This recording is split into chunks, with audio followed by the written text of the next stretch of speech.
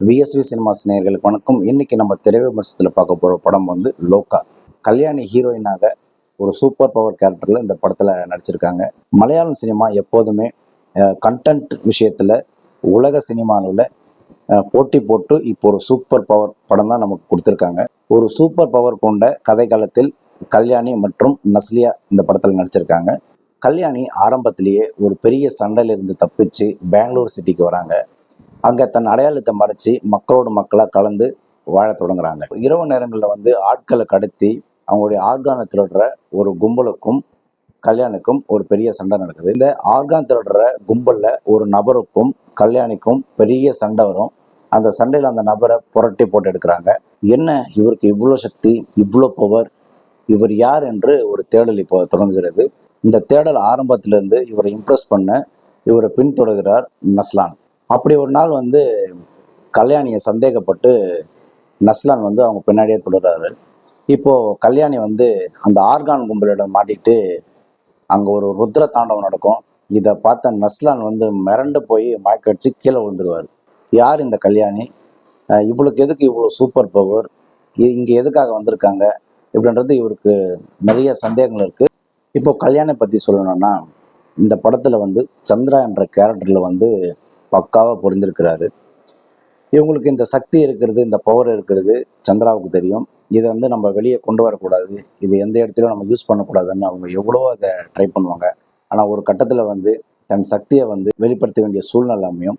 அப்போது இப்போ இருக்கிற மாஸ் நடிகர்களுக்கு இணையாக வந்து அந்த சீன்ஸ் எல்லாம் இருக்கும். உண்மையிலே கல்யாணம் வந்து பயங்கரமாக மிரட்டிருப்பாங்க. லேடி சூப்பர் ஸ்டார் விஜய் சாந்தியன், இப்போ லேடி சூப்பர் ஸ்டார் யாருன்னு சொன்னால் நம்ம கல்யாணின்னு சொல்லலாம். ஒரு ஃபைட் சீனும் அவங்களோட என்ட்ரியும் வந்து பயங்கரமாக இருக்குது. முக்கியமாக அந்த படத்தில் வந்து பிஜிஎம் வேற லெவல் பண்ணியிருக்காங்க. உண்மையிலேயே மலையாள சினிமா வந்து இந்த கண்டென்ட் விஷயத்தில் வந்து ரொம்ப கேர்ஃபுல்லாக இருக்கிறாங்க. அந்த விஷயத்தில் வந்து அந்த 2.5 மணி நேரம் 3 மணி நேரம் வந்து ஆடியன்ஸ் அப்படியே உட்கார வச்சு பார்க்குறாங்கன்னா அது பெரிய விஷயம். இப்போது இடைவேளைக்கு அப்புறம் வந்து இந்த சந்திரா வந்து சிறு வயதில் எப்படி இருப்பாங்க, என்னவா இருந்தாங்க, எப்படி இந்த அளவுக்கு வந்தாங்கன்றதை காட்டுறாங்க. மிரண்டு போயிட்டேன் உண்மையிலேயே. அந்த சிறு வயதில் அந்த சந்திரா கேரக்டர் வந்து ஒரு சின்ன பொண்ணு நடிச்சிருக்கோம். என்ன நடிப்புங்க, என்ன ஆக்ஷனுங்க. சத்தியமாக இப்போ இருக்கிற அந்த பெரிய பெரிய நடிகர்கள்லாம் கூட நடிப்பாங்களான்றது சந்தேகம். அந்த அளவுக்கு நடிச்சிருக்கு அந்த பொண்ணு. என்ன ஃபைட் சீன்ஸ் பர்ஃபெக்டாக இருக்குது. அந்த சண்டை காட்சிகளெல்லாம் அவ்வளோ அருமையாக பண்ணியிருக்காங்க. அவ்வளோ சின்ன வயசுல அவ்வளோ மெச்சூர்டாக அந்த பொண்ணு பண்ணியிருக்கேன்னா உண்மையிலேயே அந்த பொண்ணு வாழ்த்தணும். அந்த பொண்ணுக்கு ஒரு பெரிய எதிர்காலமாக இருக்கணும் நம்ம சொல்லலாம். இந்த படத்தில் ஒரு முக்கியமான கேரக்டரில் சாண்டி பண்ணியிருக்காரு. இவரை காட்டும்போது ஒரு ரகடான போலீஸாக தான் இவரை காட்டுறாங்க. அதுக்கேற்ற மாதிரியே இந்த ஆர்கான் கும்பலுக்கும் சாண்டிக்கும் ஒரு தொடர்பு இருக்கும். ஒரு கட்டத்தில் கல்யாணி வாம்பேர் என தெரிஞ்ச பிறகு நஸ்லானோட கேரக்டரே அப்படியே டோட்டலாக மாறிடும். அவருடைய நடிப்பு, அவருடைய நகைச்சுவை எல்லாமே சூப்பராக பண்ணியிருப்பார். எப்போவுமே சாண்டிக்கும் கல்யாணிக்கும் எதிரும் புதிரவாகவும் இருப்பாங்க. ஒரு நாள் நைட்டு வந்து கல்யாணி நஸ்லானை வெளியே கூட்டு போவாங்க. அந்த நேரம் பார்த்து சாண்டி கல்யாணி வீட்டுக்கு வந்து எல்லாத்தையும் பார்ப்பாரு. எல்லாம் பார்க்கும்போது தான் அவருக்கு புரியும், கல்யாணி வந்து ஒரு வாம்பேர், இவங்கக்கிட்ட ஒரு ஒரு சக்தி இருக்குது, ஒரு பவர் இருக்குது அப்படின்னு சொல்லி எல்லாமே தெரிஞ்சுப்பார். அந்த டைம் பார்த்து கல்யாணி உள்ளே வந்துடுவாங்க. கல்யாணிக்கும் சாண்டிக்கும் ஒரு பயங்கரமான சண்டை நடக்கும். இந்த சண்டையில் என்ன பண்ணுவாங்கன்னா, கல்யாணி வந்து சாண்டியோட கழுத்தை கடிச்சிடுவாங்க. கடித்த உடனே கல்யாணிக்கிட்ட இருக்கிற அந்த பவர் வந்து சாண்டிக்கு வந்துடும். இப்போ கொஞ்சம் கொஞ்சமாக சாண்டி வந்து அம்பையராக மாறிக்கிட்டே வருவார். ஒரு கட்டத்தில் வந்து சாண்டி வந்து தன் தாயன்னு கூட பார்க்காம கொடுமையாக அவங்கள கொலை செஞ்சுட்டு இவர் ஒரு மாதிரி ஆயிடுவார். இப்போ மறுபடியும் வந்து கல்யாணம் மீட் பண்ண போவார் சாண்டி.